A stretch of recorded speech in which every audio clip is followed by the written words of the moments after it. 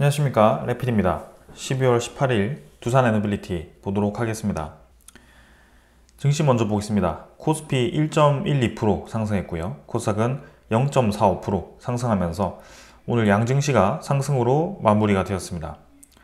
정말 오랜만에 외국인 투자자가 3,900억을 코스피에 매수로 들어와 줬고요. 기관 투자자는 1,300억을 매수하면서 오늘 양매수 진행이 되었습니다.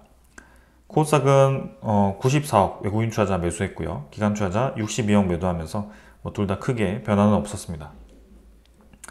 자, 계속 외국인 투자자 이탈하다가 코스피를 오랜만에 매수했고요. N자로 올라갈 수 있는 그런 길목은 만들었습니다.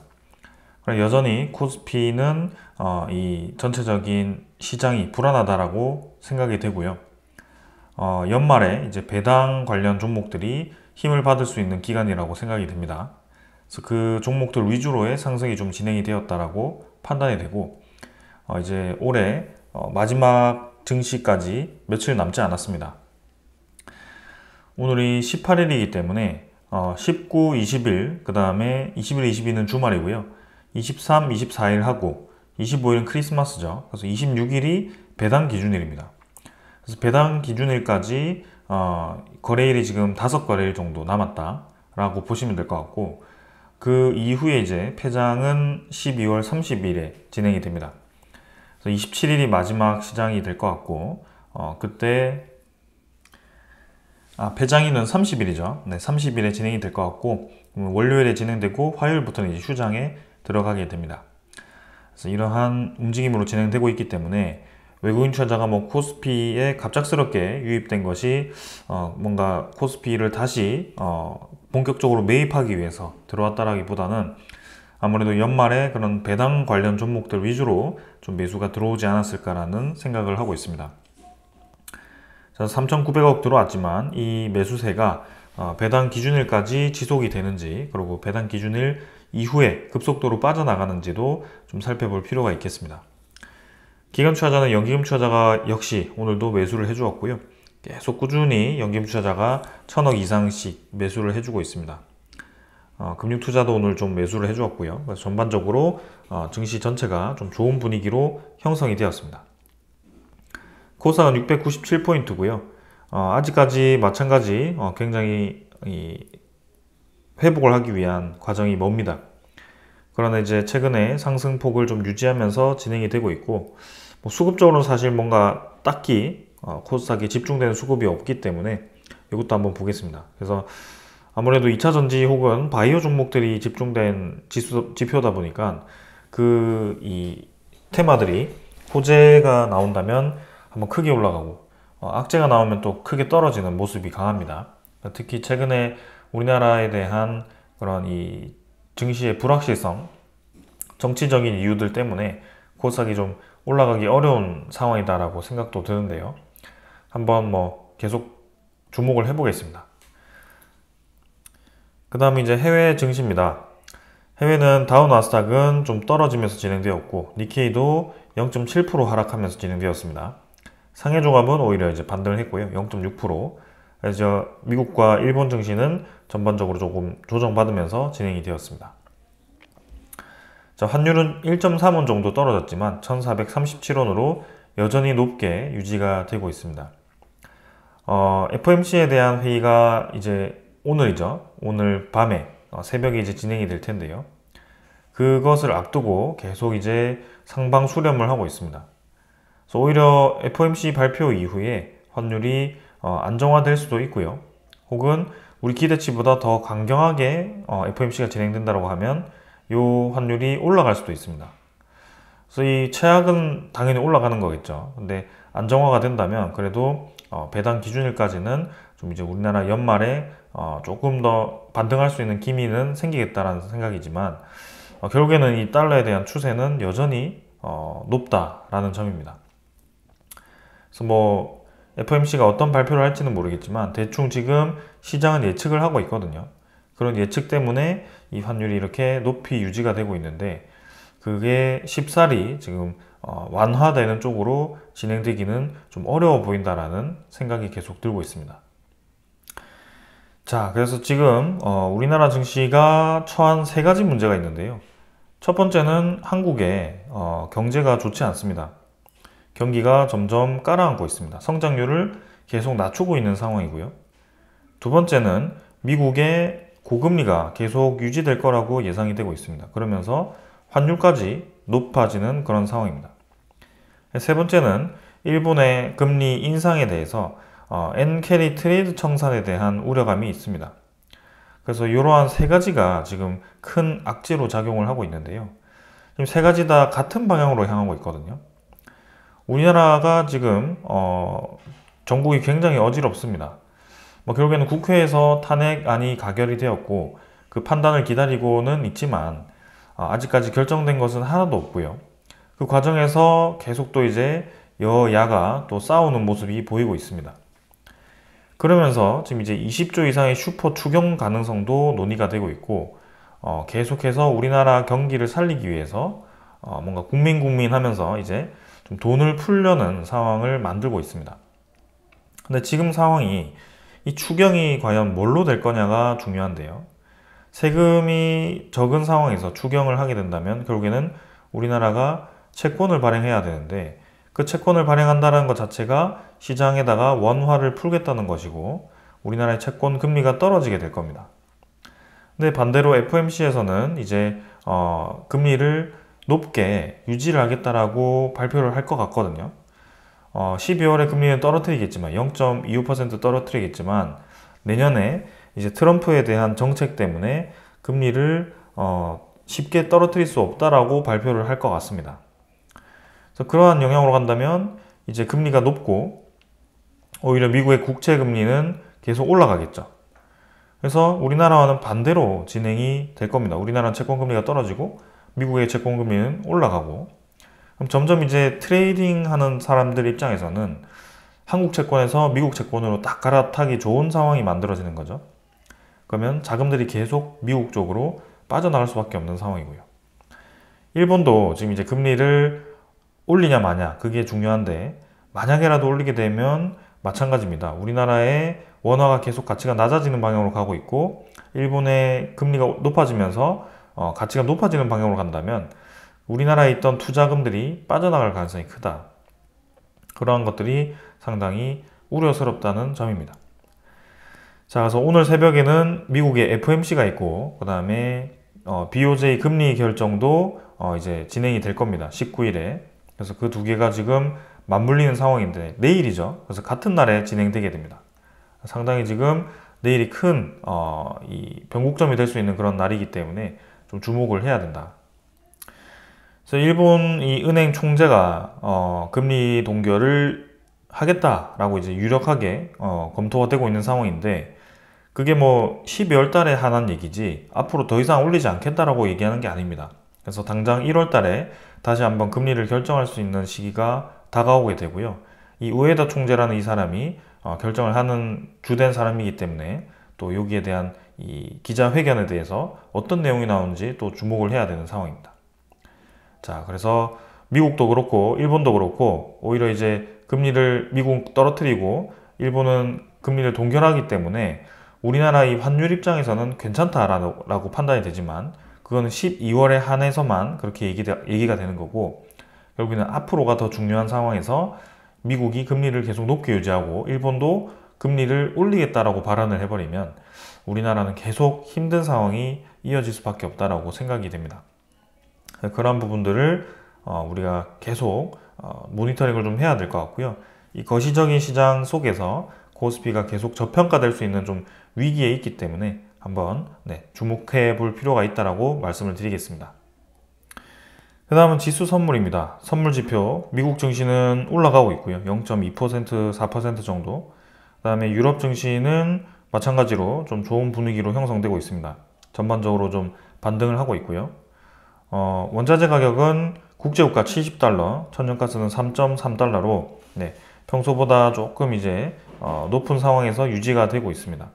크게 지금 변동 없기 때문에 넘어가도록 하고요.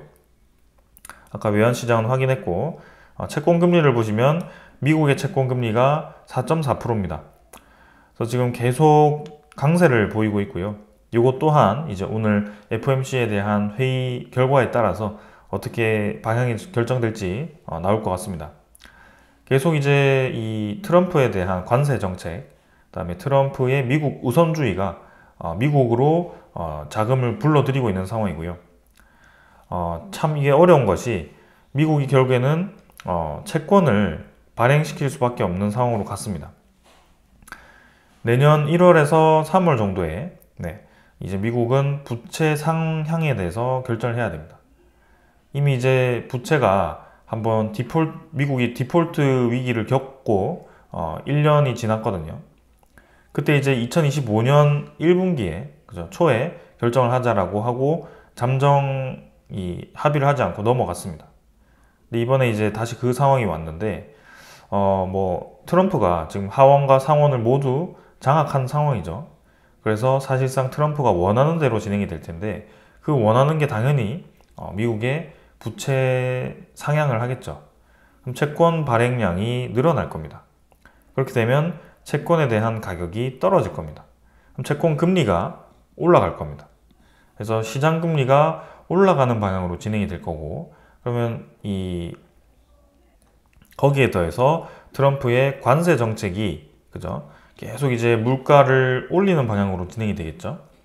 그래서 쉽사리 이제 기준금리를 떨어뜨릴 수 없는 환경이 만들어질 수밖에 없다라는 겁니다. 그래서 내년에도 미국은 우리의 생각보다 금리를 보수적으로 내릴 거다라고 생각이 되고, 그러한 것들이 지금 우리 이 환율과 이 국채 금리에 대한 움직임을 더 우리 쪽에 불리하게 만들어 가고 있습니다. 그래서 한번 내일 새벽에 어떤 결과가 나오는지 한번 보고요. 아침에 환율 시장을 보면 대충 느낌이 올 것 같습니다. 자, 그래서 이 정도로 오늘 시장 마무리 하고요.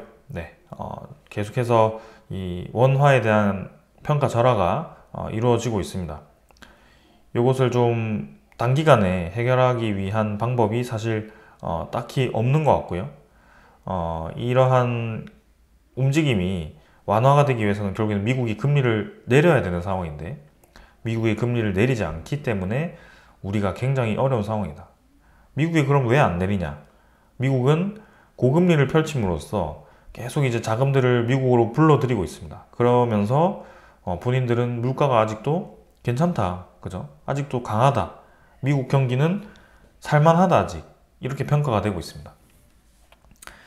우리야 기축통화가 아니기 때문에 자금이 계속 해외로 빠져나가니까 내수가 죽게 되죠. 그래서 자금을 풀어야 되는데 미국은 자금을 쪼았는데 오히려 해외에서 투자금들이 들어오니까 본인들은 살만한 겁니다. 그래서 계속 그러한 상황이 이어질 것 같다라는 우려감이 있고 2025년이 어렵다고 얘기하는 것이 바로 그 이유입니다.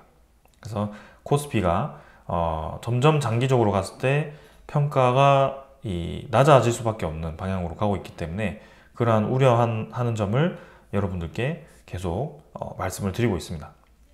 그래서 그러한 거시적인 상황을 이해를 하고 접근을 해야 된다라고 생각이 됩니다. 자, 이 정도로 이제 보았고요. 종목으로 넘어가겠습니다. 두산에너빌리티 보겠습니다. 570원 상승했고요. 3.2% 올라서 18,060원으로 마무리가 되었습니다. 자, 오랜만에 이제 코스피도 반등을 했고 두산에너빌리티도 같이 좀 힘을 받으면서 진행이 되었고요. 시간의 거래는 크게 없었습니다. 18,110원으로 좀 더 반등을 했지만 크게 의미는 없어 보입니다. 자, 일단 더 진행을 하기 전에 계속해서 제가 최근에 두산에너빌리티에서 전체적인 시장에 대한 불확실성과 두산에너빌리티의 불확실성을 좀 강조를 드렸고요. 거기에 대해서 리스크 관리 차원에서 좀 계속 언급을 드리고 있습니다. 그래서 평소에 이제 저의 영상을 계속 봐오시던 분들은 최근에 급속도로 이제 저의 뉘앙스가 부정적으로 바뀌었다라고 생각하시는 분들이 많은 것 같습니다. 실제로도 그렇게 생각할 수밖에 없을 것 같고요. 그래서 여기에 대해서 제가 이제 전체적인 영상 속에 그 이유에 대해서 부분 말씀을 드리지만 그거를 이제 다 영상을 시청하지 않는다면 좀 이제 여러분들이 잘 모르시는 분들이 많을 것 같아서 지금 이제 딱 두산에너빌리티 시작 시간에 이렇게 한번 정리를 하고 가도록 하겠습니다. 정리를 하고 나서도 제가 매번 지금 이 두산에너빌리티 리뷰 전에 시장 리뷰를 지금 앞에서 굉장히 길게 얘기를 드리고 있는데요. 그 시장 리뷰가 굉장히 여러분들께 도움이 될 겁니다. 그래서 그게 지금 굉장히 중요한 시기다라고 말씀을 드리고 싶고, 사실 두산 에너빌리티 리뷰를 보지 않더라도 앞에 시장 리뷰가 지금은 더 저는 중요하다고 생각이 되고 있기 때문에 꼭 안 보신 분들은 그걸 보고 시청해 주시면 좋을 것 같습니다. 자, 아무튼 두산 에너빌리티에 대해서 저의 의견, 그죠? 지금 상황이 어떻게 되는지를 잠깐 이제 들어가기 전에 정리를 해보면, 저는 첫 번째, 이 두산 에너빌리티를 투자할 때 이 재무에 대한 개선을 주목을 했었습니다. 굉장히 좋지 않은 상황에서 개선되어가는, 그죠? 아주 장기적인 하락 속에서 반등을 할 수 있는 그런 기반이 마련됐고, 그것을 좋게 보고 있었습니다. 그리고 두 번째는 기업의 기술력입니다. 특히 터빈 기술 입장에서는 국내에서 당연히 1등이고요. 그게 1등이 중요한 게 아니라 경쟁자가 사실상 없다라고 볼 수가 있습니다. 국내에서 거의 유일하다. 그래서 두산 에너빌리티를 더 좋게 보았던 거고요. 그리고 세계 시장으로 나아가더라도 경쟁자가 극소수이다. 그래서 정말 기술력이 뛰어난 독일, 그 다음에 일본, 그 다음에 저기 뭐 미국, 프랑스, 요 정도 수준밖에 없고요. 그 다음에 원자력 쪽은 더 이제 적은 느낌이죠. 캐나다도 좀 있지만 두산 에너빌리티만큼 납품 이력이 많고 장기적으로 이 사업을 영위한 기업들이 많이 없습니다. 하다가 멈추고 하다가 이제 탈원전해서 기업 기술력이 떨어지거나 인력이 나가는 그런 상황이었는데, 두산 에너빌리티는 지금도 괜찮다. 그리고 국내 시장이 다시 확대할 수 있는 기회가 생겼었다. 그래서 11차 전력 수급 기본 계획에 원전 신규 건설이 담겼고, 원전 수명 연장을 위한 그런 방향들이 대거 담기면서, 그리고 2050 중장기 로드맵에 원자력이 포함이 되면서 이제 초당적인 접근이 가능한 국내 시장에 대한 기반이 마련되었다라고 평가를 했습니다. 네 번째는 해외 시장에 대한 성장성입니다. 원래는 이제 유럽도 이 원자력을 포함시키지 않았었는데 EU 텍소노미에 이제 그린 텍소노미에 원자력을 포함시키기 시작했고요. 원래 한 2021년 정도 그때쯤만 하더라도 이 유럽 내에서 독일 주축으로 하는 탈원전 국가들이 꽤 많았거든요. 최근에는 그 균형이 깨어졌다라고 해도 과언이 아닙니다. 친원전으로 돌아선 국가들이 많고, 이 유럽을 떠나서 이제는 뭐 아프리카 아니면 아메리카, 아시아, 뭐 이런 여러 중동 이런 여러 대륙에서 원전이 필요하다라고 인식하고 있고 그것을 건설을 하고 있습니다. 그리고 다섯 번째는 탈탄소에 대한 필연적인 선택이다. 그죠? 탈탄소를 위해서 무탄소 에너지에 대한 필연적인 선택으로 가고 있다. 누가 뭐래도 지금은 이렇게 갈 수밖에 없다라는 그런 논리가 정말 이제 이 투자에 있어서 큰 방향이었던 것 같습니다. 그래서 이 다섯 가지를 생각을 했고, 저는 두산 에너빌리티를 아주 장기적으로 가져가고 있죠. 근데 최근에 이제 부정적으로 이야기한 이유가 무엇이냐라고 한다면 당연히 이제 3번입니다. 3번에 대한 이 시장 자체가 지금까지 이제 70%까지 올라왔다면 그 한순간에 이제 30% 그 이하로 떨어진 그런 상황이 만들어졌기 때문에 그게 상당히 지금 어려워진 상황이다라고 말씀을 드렸던 거고요. 꼭 3번이 다가 아니지 않느냐, 4번도 있고 5번도 있지 않느냐라고 구독자분들이 많이 말씀을 하십니다. 그럼 저는 이제 이 3번에 대한 이 이유가 이 원자력 테마를 떠나서 지금 코스피에 대한 시장 전체를 판단했을 때는 이 코스피가 좋지 않다라고 제가 판단이 되었기 때문에 더욱더 부정적으로 말씀을 드렸던 거고, 환율에 대해서 위기감이 있다라고 계속 언급을 드렸습니다. 그래서 환율이 지금도 1437원이고요. 1400원을 이렇게 오랫동안 넘었던 적도 없고 1300원이 지금 몇 년째 위로 잡히고 있습니다. 근데 이렇게 계속 환율이 높은 상황 속에 코스피는 저평가될 수밖에 없고, 앞으로도 환율이 더 올라갈 수 있는 방향으로 미국이 금리를 높게 유지하고 우리나라는 계속 추경이라든지 뭐 그런 이 예산안을 마련하기 위해서 돈을 풀어야 되고, 그 방향이 지금 딱 힘든 방향으로 가고 있다. 그래서 여기에 저는 지금 중점을 두고 있기 때문에 이 3번을 좀 더 크게 얘기를 하고 있고요. 두산에너빌리티 입장에서도 당연히 국내 지원이 필요하긴 했습니다. 왜냐하면 여기에는 단순히 원전 신규 건설이 있는 게 아니라 이 수출입은행에 대한 지원도 있었고, 좀 여러 이제 혜택들을 많이 받아왔었는데, 그게 아직은 완전하게 뭐 180도 뒤집히진 않겠지만, 이제 이 내년 중반 정도 갔을 때 혹시라도 대선을 새로 하거나 뭐 그렇게 이제 또 상황이 바뀌게 된다면 이러한 정책들이 이제 과연 어떻게 될 것인가는 아무도 알 수 없습니다. 그래서 불확실성이 굉장히 커진 상황이다라는 것은 사실인 것 같습니다. 해외 성장성은 당연히 높은 것은 당연합니다. 근데 이 해외 성장성도 결국에는 성장에 대한 우리가 수주를 해야 됩니다. 근데 그 수주를 할 수 있는 이 신뢰를 만들어야 되는데, 그 신뢰도에서도 사실상 3번으로 인해서 어느 정도 신뢰도가 떨어졌다라고 저는 판단이 되거든요. 그래도 정말 고마운 것은 체코 이 정부 차원에서 흔들리지 않고 우리나라와 이제 계약을 하려고 하는 것이고, 그 본계약에 대한 소식이 반드시 나와야 된다. 근데 그거를 맡고 있는 이제 웨스팅하우스에 대한 이 소송전, 그다음에 미국과의 정부의 그런 수출을 받아야 되는 그런 건들이 아직까지도 해결이 되지 않은 상황이다. 그래서 이 두 개가 좀 더 크게 와닿는 상황이고, 이제 2024년이 마무리가 되는 시점에서 내년 1월로 들어가면 당장 체코 원전 2달 남았거든요. 근데 아직도 이 내용이 나오지 않는다는 게 이제 압박이 될 겁니다. 그리고 오히려 이제 공격받기가 딱 좋을 거고요. 웨이팅하우스는 계속 이렇게 시간을 끌면서 본인들의 몸값을 높이기 위한 노력을 할 겁니다. 그래서 산업부 장관이 이전에도 언급을 했듯이 웨스팅하우스를 우리가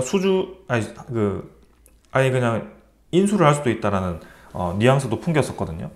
그렇다는 것은 웨스팅하우스의 그 최대 주주인 브룩필드 사모펀드에서 우리나라에 매각을 할 수도 있다라고 판단이 됩니다.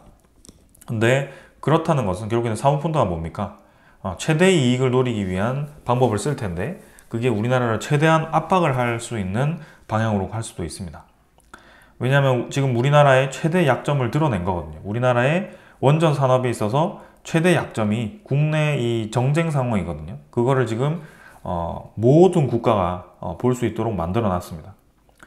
그래서 그러한 정쟁 상황을 최대한 활용을 할 거고, 웨스팅하우스와 EDF 기다렸다는 듯이 공격을 할 텐데, 지금 큰 소식은 없지만 체코 원전을 공격할 수도 있습니다. 그래서 그러한 이 불확실성들이 있더라.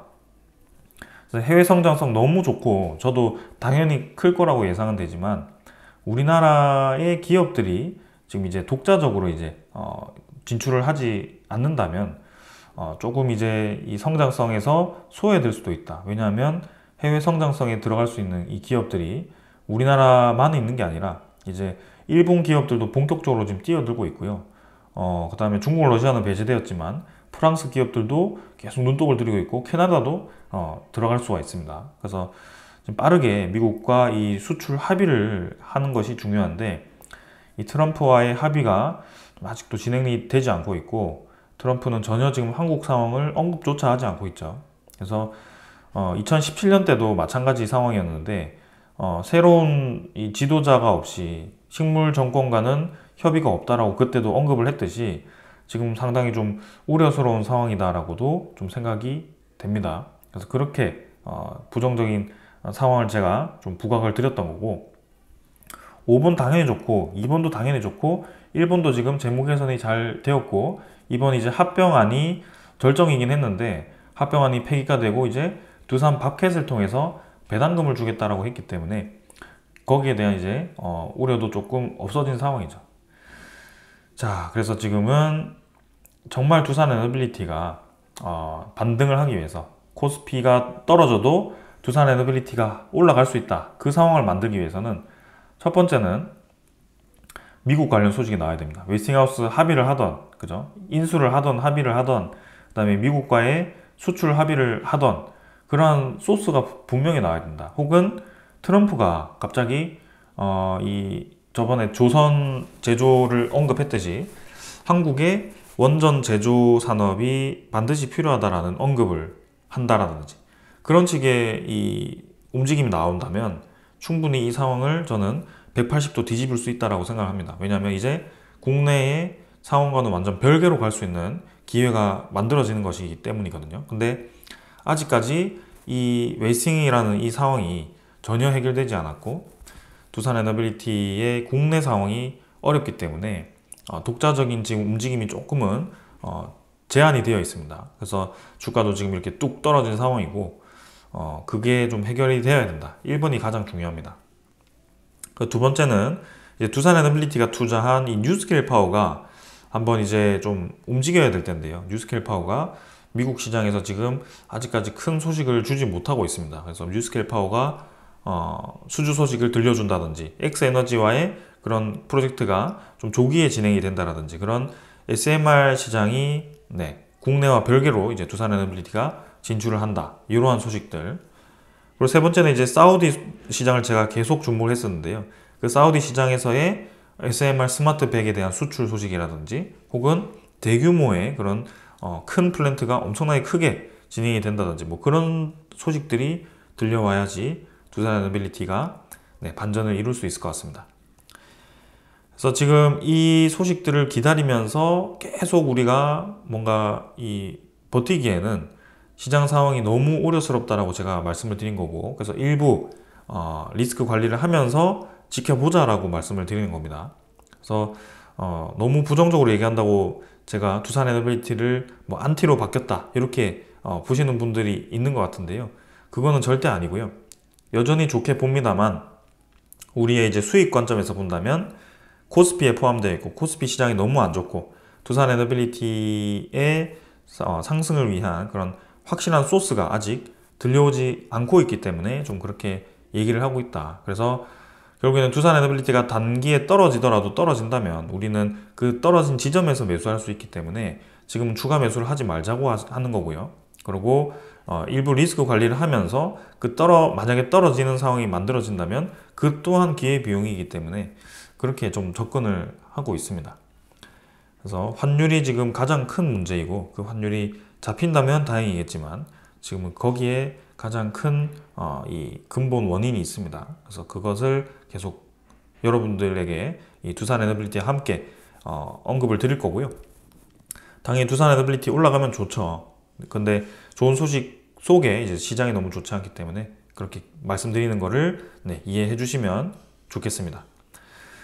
자, 얘기가 길었는데요. 오늘 뭐 가볍게 한번 보겠습니다. 차트 바닥 라인에서 조금 올라가는 방향으로 진행이 되었습니다. 사실 뭐 오늘 올라갔지만 거래량 여전히 부족합니다. 500만 주고요. 그래서 570원 올라갔지만 이 570원에 올라감으로써 두산 에너빌리티가 완전히 상승 추세로 전환했다라고 보기는 어렵다고 봅니다. 그래서 이전에도 600원 올랐다가 그 다음날에 590원 떨어졌던 때도 있기 때문에 이런 식의 움직임이 충분히 나올 수도 있고요. 지금은 거시적인 움직임이 어떻게 되는지가 중요합니다. 내일 미국의 FOMC에 대한 회의록과 일본의 금리 정책이 어떻게 되는지를 봐야 되기 때문에 거기에 맞게 코스피가 움직일 거고 좀 더 올라간다면 코스피가 두산 에너빌리티는 더 반등을 할 수도 있겠죠. 그러나 이제 연말로 갈수록 그 상황이 결코 좋은 상황은 아니다. 그래서 두산 에너빌리티의 주가에 집중하기보다는 두산 에너빌리티의 확실한 소스가 나올 때까지는 좀 보수적으로 접근하자라는 말씀을 좀 드리겠습니다. 외국인 투자자 66만 주 매수하면서 어제 매도했던 것도 2배 이상 매수를 했는데 계속 최근에는 하루 매수를 반복하고 있습니다. 기관 투자자도 2,600억을 매수했지만 26만 주를 매수했는데 연기금 투자자가 다시 매수를 했습니다. 23만 주. 정말 다행인 것은 연기금 투자자가 매도를 끝내고 다시 두산 에너빌리티를 매수를 해주었는데요. 일시적인 매수일지 요거는 한번 계속 보겠습니다.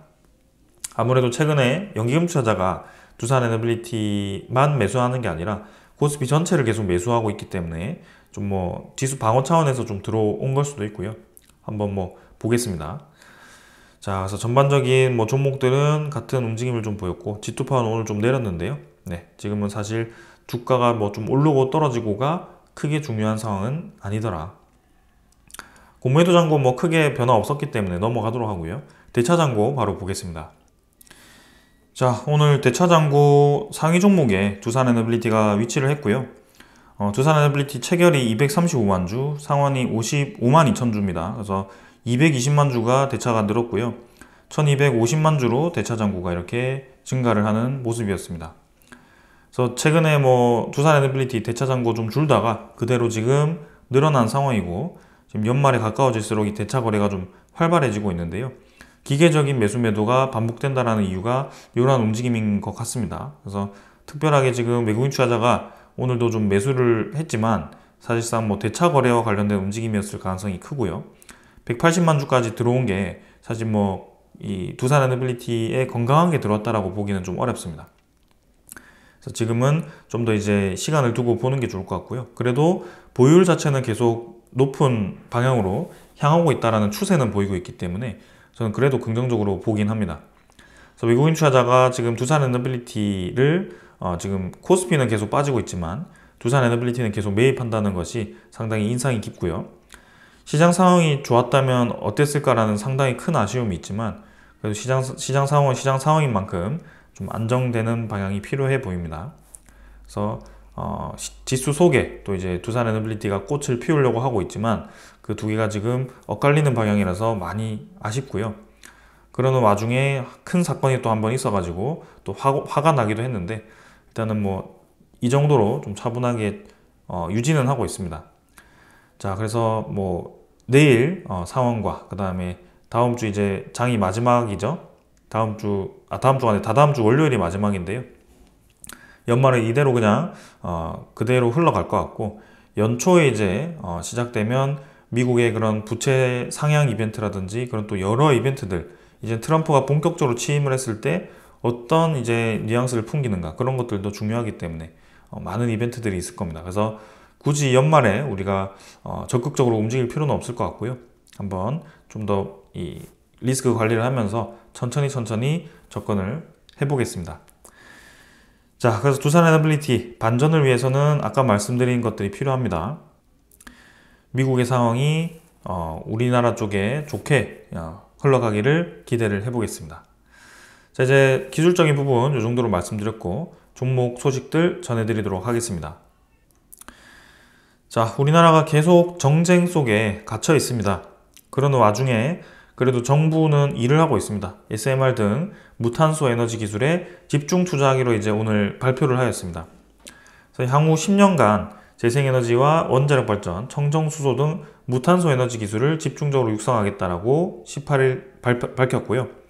제5차 에너지 기술 개발 계획을 확정을 했다라고 합니다. 그래서 중장기 에너지 개발, 연구 개발 투자 전략을 발표를 했는데 여기에는 소형 모듈 원전, 그 다음에 대용량 청정 수소 생산 시스템, 암모니아 고혼소 기술 등 에너지 기술 경쟁력을 강화하고 국내 에너지 산업의 수출도 도모하겠다라는 발표를 한 겁니다. 사실 이 테마만 보면 두산에너빌리티와 직접 관련된 에너지들이고요. 두산에너빌리티가 힘을 받을 수밖에 없는 이 방향인데, 이게 이제 사실 뭐 정부가 지금 발표를 했다고 해서 이대로 계속 나아갈지도 좀 의문이죠. 그래서 아까 말씀드린 3번에 대한 불확실성, 야당에 대한 이 대통령이 나오면 이제 그 야당에 맞게 또 될 거고요. 두산에너빌리티도 뭐 해상 풍력이 있기 때문에 완전히 야당 대통령이 나온다고 해서 무너지지는 않겠지만 기존에 잘 운영을 하던 그런 이 테마들이 조금은 힘을 못 받는 그런 상황이 만들어지겠죠. 그래서 그런 것들이 우려스러운 상황인 것도 사실입니다. 자, 그러나 요 소식을 보면 또 생각이 달라질 수도 있습니다. 스웨덴이 독일에다가 전기 수입하지 말고 원전 돌려라 라고 얘기를 해버렸습니다. 독일은 후쿠시마 사고 이후에 원전 폐쇄를 했고요. 여기에 대해서 이제 전력이 최근에 상당히 부족합니다. 그래서 전력을 오히려 수입을 하는 그런 상황이 만들어졌는데, 수출국 요금이 지금 이제 요동을 치고 있다. 그래서 독일의 발전원별 비율을 보시면 바이오 에너지가 10%, 태양광이 11%, 가스가 17%, 석탄이 28%, 풍력이 28%, 수력이 6%입니다. 그래서 풍력 에너지에 대한 비율이 상당히 높죠. 그래서 신재생에너지가 지금 합쳐서 한 39% 정도 됩니다. 그러나 독일이 지금 이제 재생에너지 비율을 높이긴 했지만 여전히 석탄도 많이 쓰고 있고 가스에 대한 비중이 높으면서 이 가스에 대한 금액이 높아지면 이 독일에 대한 에너지 단가도 높아질 수 있는 그런 약점이 있고요. 독일이 2023년에는 순수출을 했었는데 2024년에는 에너지를 순수입을 해버립니다. 11%나 11테라와트시나. 그래서 상당히 크게 지금 수입을 하고 있는 거고요. 독일이 왜 에너지가 부족할까를 우리는 반드시 생각을 해야 됩니다. 그래서 덴마크, 스웨덴, 노르웨이, 프랑스, 스위스, 벨기에, 네덜란드 이런 데서부터 에너지를 수입을 하고 있는데 그 탈원전에 대한 고집에 스웨덴이 일침을 가했다라고 합니다. 그래서 원전을 부정하는 정책 기조를 바꾸고 전력시장을 개편하지 않으면 스웨덴의 전기를 수출하는 프로젝트를 승인하지 않겠다. 이렇게 스웨덴이 독일을 압박을 해버립니다. 그래서 전기가 무기화가 되고 있다는 얘기고요. 독일은 지금 이제 굉장히 어렵죠. 탈원전 탓에 독일 전기료가 급등을 해버렸습니다.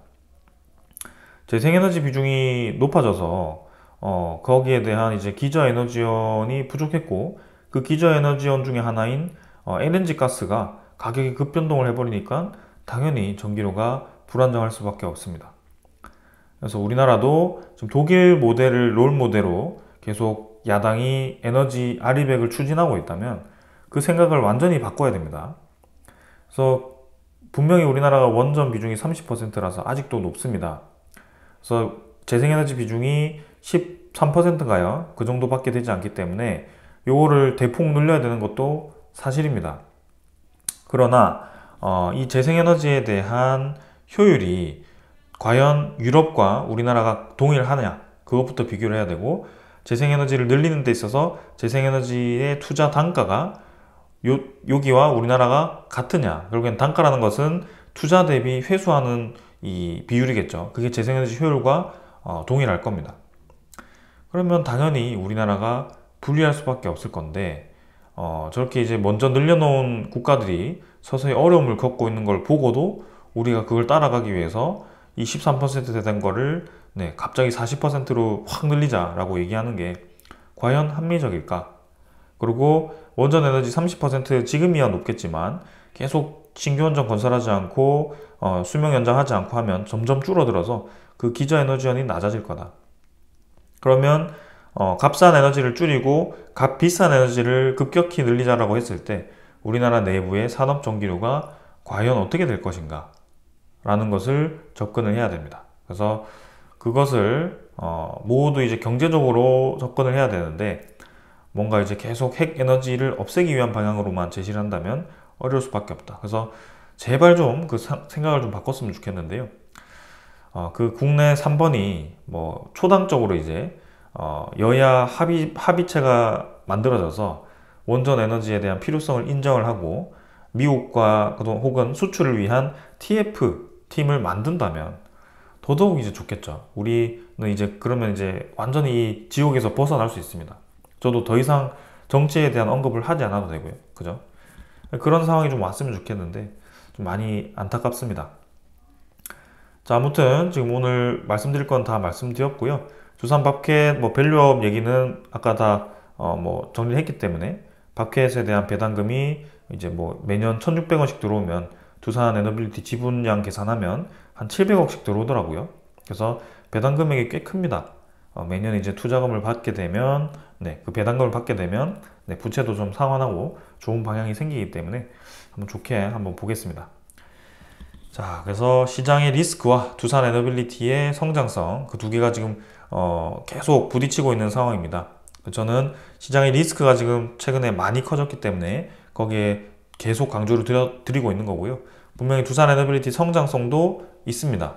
그러나 우리의 수익을 위해서는 두산 에너빌리티가 단순히 그냥 성장성만 갖는 게 아니라 이제는 국내에 대한 이 어려운 상황을 독자적으로 독립적으로 성장할 수 있다는 것을 보여주어야 될 때다라고 생각을 하고 있고, 그게 웨스팅하우스와의 협력, 미국 정부와의 협력, 두산 에너빌리티가 투자한 기업과의 수주 소식, 이런 것들이 들려와야 된다고 계속 언급을 드립니다. 그래서 그러한 소식들이 좀 나온다면 반전이 있겠지만, 그게 계속 늦어진다면 이 어려운 시장 상황이 계속 이제 두산 에너빌리티를 짓누를 수 있다라고 좀 언급을 드리면서 오늘 여기서 마무리하도록 하겠습니다. 자, 오늘 여기까지 하고요. 이제 연말 장 마지막까지 얼마 남지 않았습니다. 남은 기간이라도 좀 좋은 상황이 나왔으면 하는 바람이지만, 일단 내일 시장이 어떻게 되는지 한번 보겠습니다. 그래서 여기까지 하고 내일 뵙도록 하겠습니다. 감사합니다.